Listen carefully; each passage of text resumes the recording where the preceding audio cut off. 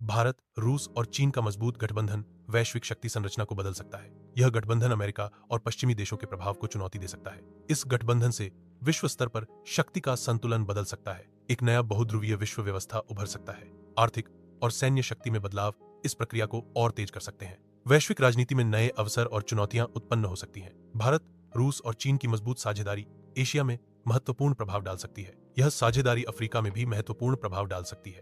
वैश्विक स्तर पर यह साझेदारी अंतर्राष्ट्रीय नीतियों को आकार दे सकती है। यह साझेदारी वैश्विक मंच पर भारत, रूस और चीन की स्थिति को मजबूत कर सकती है। इन देशों के बीच सहयोग से वैश्विक शक्ति संतुलन में बदलाव आ सकता है। भारत, रूस और चीन के बीच आर्थिक सहयोग, व्यापार और निवेश को बढ़ावा दे सकता है। बेल्ट एंड रोड इनिशिएटिव जैसी इंफ्रास्ट्रक्चर परियोजनाएं तीनों देशों को आर्थिक लाभ पहुंचा सकती हैं। संयुक्त निवेश से भारत, रूस और चीन के बीच आर्थिक संबंध मजबूत हो सकते हैं। तीनों देशों के बीच आर्थिक सहयोग से क्षेत्रीय विकास और स्थिरता को बढ़ावा मिल सकता है। संयुक्त रक्षा प्रयास, सैन्य अभ्यास और रणनीतिक योजना में वृद्धि भारत, रूस और चीन के बीच सैन्य सहयोग को मजबूत कर सकती है। यह सामूहिक रक्षा क्षमता उन्हें बाहरी खतरों से बचाने में मदद कर सकती है। सैन्य सहयोग में वृद्धि से तीन देशों के बीच विश्वास और समझ बढ़ सकती है। संयुक्त सैन्य अभ्यास विभिन्न युद्ध परिदृश्यों के लिए तैयारी को बेहतर बनाने में मदद करते हैं। रणनीतिक योजना में वृद्धि से तीनों देशों के बीच संसाधनों का बेहतर समन्वय हो सकता है। बेहतर कूटनीतिक संबंध वैश्विक स्थिरता और सहयोग को बढ़ावा देते हैं। जलवायु परिवर्तन,